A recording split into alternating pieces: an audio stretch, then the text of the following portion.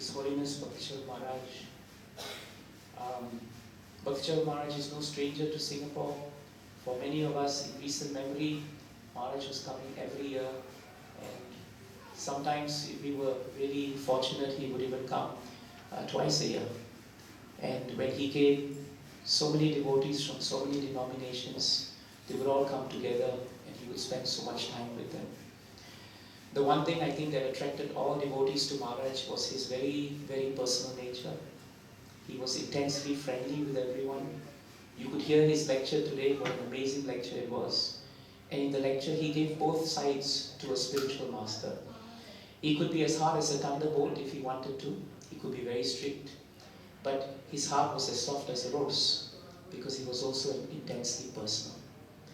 Despite traveling for in so many countries and for so many years and thousands of miles, whenever he arrived anywhere, whichever congregations he went to, and whoever I was in touch with, even in Singapore personally, we found that Maharaj's quality as a Vaishnava was that he was intensely approachable. Anyone could approach him, and he would always be ready to hear someone. And it didn't matter to him whether someone had any position in life, or it was an important guest, so to speak. For him, whether you were working in any place or you were doing whatever activities, if you were interested in Krishna consciousness, then he would take the time and the trouble and the energy to spend time with you. Maharaj would answer all his emails personally. He may have had one or two personal servants to come with him, but that was very rare. Despite being in his 70s as he traveled, he was very humble, very self-satisfied, and very peaceful. Whatever qualities that he spoke about that a devotee should have in their hearts in today's lecture, Maharaj could speak with so much conviction because he actually embodied those qualities. In all the challenging times that ISKCON was faced with in the 80s and the 90s, Bakthi Charu Maharaj was there not only to take care of the devotees, but also to ensure that the leadership and ISKCON was always aligned with Srila Prabhupada.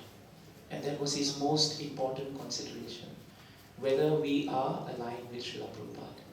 He always told us that if you were ever in doubt about something, and if you thought, whether I should perform an activity or shouldn't perform an activity, then the consideration you should have, and that's the word he used, the consideration that you must have, is whether your activity would please Srila Prabhupada. If it pleases Srila Prabhupada, please perform it. And Maharaj would say that, and if someone asked Maharaj, how will we know if it would please Srila Prabhupada? Then Maharaj would say that you should read his books, you should study his books, you should hear his lectures. The more you hear Srila Prabhupada, the more you read about Srila Prabhupada and from Srila Prabhupada, the more you will come to understand what pleases Srila Prabhupada. I find that instruction of Maharaj very consistent wherever he went, and also extremely important as a guiding post for all of us as devotees. The other thing that I found Maharaj's great quality was his ability to bring all classes of people together. He was equally comfortable with aristocratic people. Very often in Mayapur and in other parts of India, whenever he preached, people of very wealthy disposition would be very attracted to Maharaj. He had a quality where he attracted people from all steps of life. He could equally mix with all of us. We are all very common and very normal people on the ground, but he was equally adept at mixing with sadhus. He was very good. We brought him for university preaching. He was here for Alta Forum programs, and he left such an indelible impression in the minds of these individuals also. Even till today, many devotees in Alta Forum ask and remember Bakthi Charu Maharaj. And that is a testament to his loving and his transcendental nature. The other thing that I also found very important and very inspiring about him was his ability to look out for the details while never forgetting the principle. When my spiritual master left this world in 2010, Bakthi Charu Maharaj did not spend much time with him physically in this world. But when he realized that many of his disciples were going to be left without the presence of the spiritual master, he cancelled his trips and immediately flew to Bombay And from Bombay, he was at the Bhakti Vedanta Hospital, and he guided us throughout that journey from Bombay to Nasik, and eventually he also did all the Samadhi prayers for my Guru Maharaj. And it was a great honor for us because Bakthi Charu Maharaj also did the sannyas mantras and the final mantras. He was also doing that for Srila Prabhupada. And he told us personally how he did that for Srila Prabhupada also. And when all the rites were finished for my Guru Maharaj, he sat myself and another devotee down, and he spent a good 1 hour with us at the Samadhi, instructing us from his personal experience in what mood we should be when there is the disappearance of the spiritual master. And after that, every month or so, despite all his schedules and his busy routines and his meetings and everything, he never failed to call us to say, how is your Guru Maharaj's Seva going on? How is the Samadhi Seva going on? How are you going to preserve your spiritual master's legacy? It was such an important point for him, and he would challenge us. At least he challenged me. How are you going to be vigilant about these matters?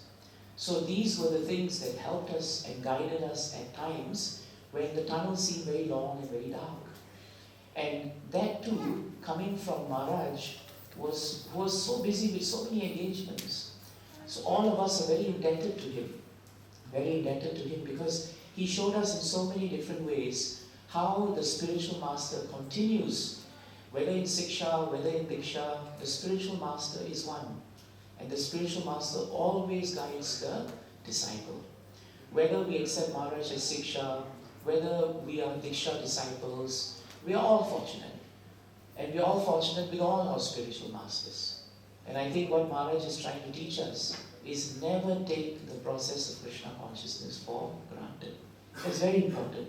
Krishna consciousness is so rare that we should not be restless, moving here, moving there, and not commit to Krishna consciousness. At some point, the movement must stop, Maharaj would tell us, and the dedication must begin. I like the sentence he gave. He said, Devaki, at some point of time, all the movement of running around must stop, and the dedication to Krishna must begin in full earnestness. And that is something we pray. Maharaj, please bless us that this congregation will continue to take up Krishna consciousness seriously. Please also bless us that we will always be directed and inspired by your teachings.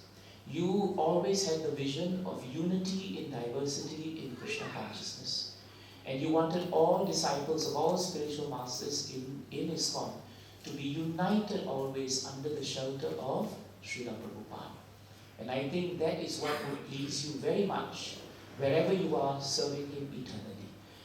And I pray that we pledge as a congregation that we will continue to aspire for the values that you gave us, and that you continue to shower your mercy upon us. Thank you very much, Maharaj. All glories to His Holiness, Bakthi Charu Maharaj ki. All glories to His Divine Grace, Srila Bhakti Vedanta Swami Srila Prabhupada. Because without Prabhupada's mercy, we would never have gotten all these jewels of disciples who have guided us today. Hare Krishna. Hare Krishna. Thank you. And I want to thank the disciples of Maharaj, because the disciples of Maharaj are really the pillars of our devotional community. Without them, so many services would be so difficult. They bring so much joy, they bring so much life. They set gold standards for everything, decorations, standards of worship, standards of service, and we are your followers. We want to be Anu Vrajami. We want to follow the disciples of Maharaj, because by pleasing them, we hope to please Maharaj.